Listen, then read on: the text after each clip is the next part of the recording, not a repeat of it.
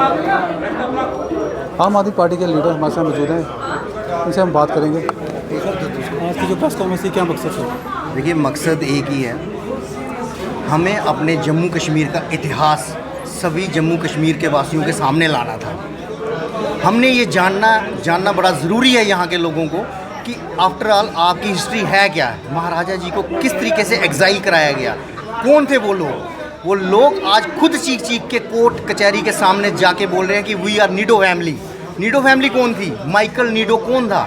ये एक अंग्रेज़ था। इसने महाराजा जी से 2 कनाल जगह लीज़ पे ली और होटल गुलमर्ग में खोला गया, जो आज भी मौजूद है। 2 कनाल की लीज़ लेने के बाद 98 कनाल को घेरा हुआ है इलीगली तौर पे, और हाई कोर्ट में ये केस किया जाता है उमर अब्दुल्ला अलियास उमर नीडो करके कि मैं इनका वंशज हूँ।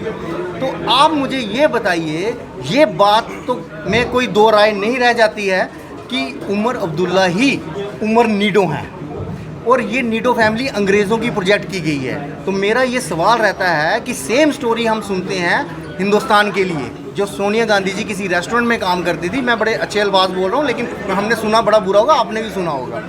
तो क्या ये इन्वेस्टिगेशन करना, ये मैंने इन्वेस्टिगेशन नहीं करनी है, आपने नहीं करनी है, जिन्होंने करनी है क्या उन्होंने करी है? अगर नहीं करी है तो क्यों नहीं करी है? तो ये चीज़ देखनी पड़ेगी, हमें ये जानना पड़ेगा कि ये नीडो फैमिली क्या है। अगर ये हमारे लोग हैं नहीं है, ये बाहरी लोग हैं, ये अब्दुल्ला फैमिली, नीडो फैमिली ये बाहर की है, तो इन्हें हमारे लोगों से क्या दर्द है? इसीलिए इन्होंने जम्मू का भी बेड़ा गर्क किया, तो अब कश्मीरियों का भी किया। पीएसए किसने लाया? कश्मीरियों को मारना, कश्मीरियों को कश्मीरियों से ही मरवाया गया। 1978 में सवाल खड़ा होता है, 1978 में ऐसा क्या हो गया था जब इनका राज था कि पब्लिक सेफ्टी एक्ट लाना गया? वो कश्मीरी को मारने के लिए लाया गया। 1990 में कश्मीरी पंडितों को भगाया गया, एफसबा एक्ट लाया गया, आर्मी स्पेशल एक्ट, ये आर्म्ड स्पेशल एक्ट लाया गया, ये इन्होंने लाया। आज ये कहते हैं कश्मीरी वापस आए पंडित, आज कहते हैं पीएसए वापस ले लेना चाहिए, AFS एक्ट वापस लेना चाहिए। मुझे बताइए ये लोगों को मूर्ख क्यों बना रहे हैं? ये देखना हमारा काम है। तोशिबा खाने से इन्होंने लूट मचाई है। क्या जो गोल्ड हमारी स्टेट का था, जो महाराजा जी के अंडर था, उसकी पूरी इन्वेंट्री तैयार हुई होगी? क्या वो सारा सोना आज भी मौजूद है? गया तो गया कहाँ? क्या ये जो मुखबिर हैं, जो बाहरी फॉरेन फोर्सेस के द्वारा प्रोजेक्ट किए गए हैं, क्या ये कभी क्लियर किया गया कि ये नहीं है फॉरेन फोर्सेस के? अगर किया गया तो रिपोर्ट जाहिर की जाए पब्लिक के आगे। और अगर ये किया गया है, अगर इन पे गौर नहीं किया गया है, तो भाई साहब ये चेक किसने करना है? ये देखना किसने है? इसके लिए एक इन्वेस्टिगेशन टीम होनी चाहिए और जम्मू कश्मीर की आवाम को ये सोचना चाहिए कि हमारे ऊपर राज करने वाले कहीं बाहरी अंग्रेज़ तो नहीं हैं। क्या ये हमें जानने का अधिकार नहीं है? हम क्यों बेवकूफ़ों की तरह लाइन पे लग के इनको वोट करते हैं? अगर ये बाहर के हैं तो हमारे देश को चलाने वाले हमारे देशवासी होना ज़रूरी है।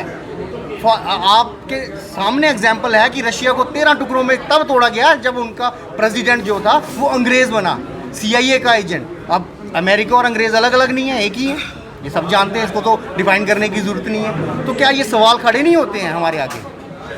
तो इसका इन्वेस्टिगेशन किसने करना है? जो सत्ताधारी हैं। अगर सत्ताधारी ये इन्वेस्टिगेशन नहीं करते हैं तो इसका मतलब कहीं उनकी मिलीभगत तो नहीं है, ये भी देखना है। और उनको इन्वेस्टिगेशन करनी पड़ेगी। जब आवाम आवाज़ उठाएगी तो उनको इन्वेस्टिगेशन करना पड़ेगा इनका। कैसे आपके विधायक जो हैं अभी वो बाहर आए हैं, तो किस तरह से जम्मू में आप, जैसे कि DDC BDC इलेक्शन है वो भी आने वाले हैं, किस तरह से आगे आप अपना करेंगे? देखिए, महराज मलिक जी ने एक ललकार दी है कि वो चीफ मिनिस्टर के दावेदार हैं, और क्यों नहीं हो? वो इसी धरती के हैं, उनमें भी वही खून उनकी रगों में दौड़ रहा है जो हमारे दौड़ रहा है। तो वो क्लेम कर सकते हैं क्योंकि वो यहाँ के हैं, वो किसी फॉरेन फोर्सेस के बंदे नहीं हैं। तो मिर्ची किसको सुलगी सबसे ज़्यादा? NC, PDP, Congress. तो भाई वो दावा कर सकता है, कोई भी दावा कर सकता है, इसमें क्या है? कोई जम्मू कश्मीर इन्हीं के बाप की जागीर थोड़ी है। जिसकी बाप की जागीर थी ना, उसको आप लोगों ने कॉन्स्पिरेसी के तहत यहाँ से एग्जाइल करवा दिया है। तो भाई अगर वो क्लेम कर रहा है तो आप लोगों को क्या दिक्कत है? हम उनके साथ हैं, पब्लिक को उनके साथ करेंगे, पूरा जम्मू उनके साथ आएगा, आपको क्या दिक्कत हो रही है? लेकिन देख लीजिए इनके बयान आने शुरू हो गए हैं। आप खुद देखिए, अगर राजनीति में ये इतना भी बर्दाश्त नहीं कर पाए कि कोई एक शख्स, मामूली शख्स आके अपनी दावेदारी CM के लिए दे रहा है, ये इतना नहीं बर्दाश्त कर सकते। तबाही करके रख दी है इन्होंने जम्मू कश्मीर की, और इसे रोकना हमारे सबका फ़र्ज़ है। इसी फ़र्ज़ पे हम चल रहे हैं।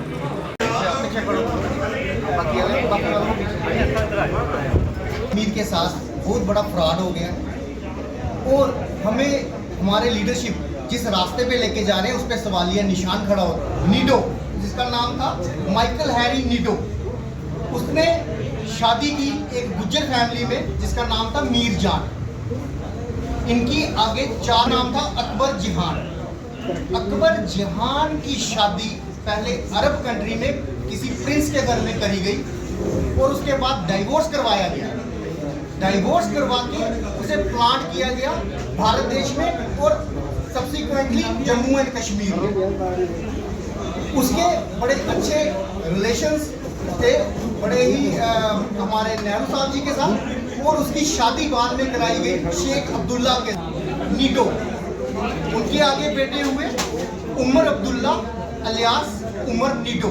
सबसे पहले ये जो फैमिली अंग्रेज़ों की वजह से यहाँ पे ट्रांसप्लांट की गई, वो की गई हम होटल बनाना चाहते हैं। और जैसे ही ये वक्त गुजरा तो वो 2 कनाल की जगह 98 कनाल जगह को और सुप्रीम कोर्ट में दायर होती है उमर नीडो के नाम से।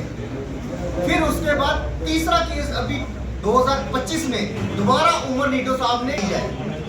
ये लीगल बैटल अभी पेंडिंग है और चल रही है। ये तो समझ में आ गया रिकॉर्ड देखने के बाद कि उमर अब्दुल बोल रहे हैं। अब देखना यह है कि इन्होंने जो बाहरी ताकतें हैं, व फॉरेन फोर्सेस हैं, वो आज उनको भी बताएंगे।